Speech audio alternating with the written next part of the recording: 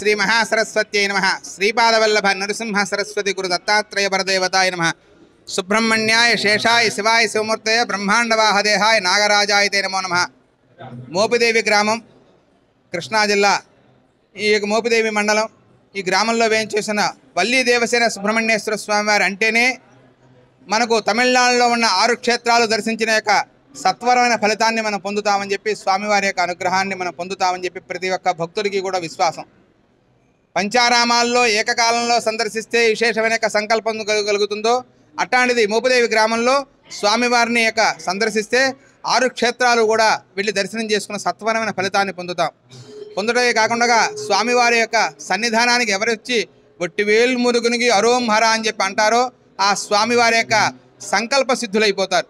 ఆ స్వామివారి యొక్క షట్కృత్యకులు 6 కృత్యకులతో 6 రూపాలతో 6 ముఖాలతో స్వామివారు షణ్ముఖ రూపంగా ఆవిర్భవించిన స్వామివారు ఇక్కడ సర్వాంతర్యామి అయి లింగ రూపంలో ఉండటం చాలా విశేషం.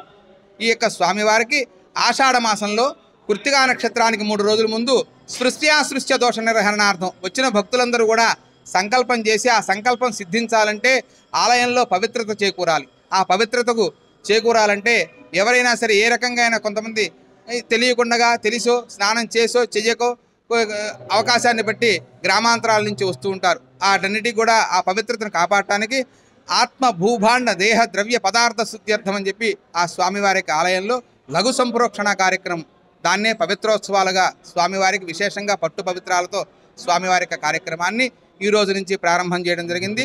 ఈ రోజున స్వామివారికి శనివారం నాడు ఆదివారం నాడు సోమవారం నాడు ఉదయం వరకు కూడా విశేషంగా స్వామివారికి మూలమంత్రాలతో 1,00,000 మూలమంత్ర జపము అనంతరము స్వామివారికి విశేషంగా మూలమంత్ర హోమాలు బలిహరణ ఆలయ విశేషంగా అమ్మవార్లకి వల్లి దేవసేన సుబ్రహ్మణ్యేశ్వర స్వామివార్లకి విశేషంగా అభిషేకాలు, అనంతరం ఈ పట్టు పవిత్రాలు స్వామివారికి సమర్పించడము అంతా కార్యక్రమాలు జరిగి సోమవారం నాడు ఉదయం మన దేవాదాయ ధర్మాదాయ శాఖ వారి అసిస్టెంట్ కమిషనర్ గారి యొక్క నేతృత్వంలో పూర్ణాహుతి కార్యక్రమం పూర్తవుతుంది. అనంతరము కూడా స్వామివారికి ఆ రోజు నుంచి సాయంత్రం నుంచి కూడా స్వామివారి యొక్క కృత్తికా నక్షత్రం, ఆషాఢ మాసం అంటేనే ఆడి మాసము అనే యొక్క అందరికీ కూడా విశేషం. ఆడి మాసంలో ఎప్పుడు ఎవరిని తొలేకాదశి ఒకటి, కృత్తికా నక్షత్రం సుబ్రహ్మణ్యేశ్వర స్వామి వారి యొక్క జన్మ నక్షత్రం.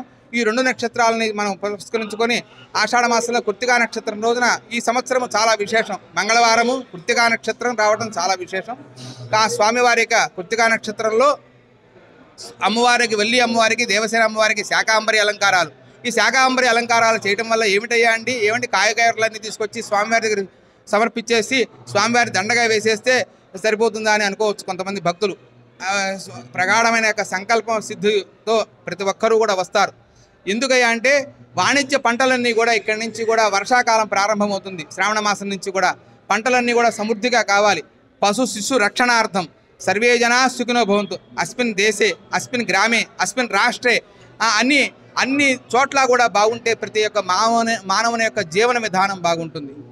తర్వాత గోరక్షణ జరుగుతుంది.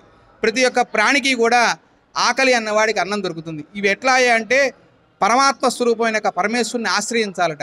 ఏ విధంగా అన్యథా శరణం నాస్తి త్వమేవ శరణం మమ, స్వామి నువ్వే, అందుకనే దండం దశగుణం భవేత్ అన్నారు. ఒక నమస్కారం చేసుకుంటే స్వామివారు అనేక రకాల యొక్క కోరికలను తీరుస్తారట. అటువంటి యొక్క సంకల్ప సిద్ధులు అవ్వటానికి ఆ రోజున శాకాంబరి అలంకారంతో స్వామివారికి విశేషంగా అలంకారం జరుగుతుంది.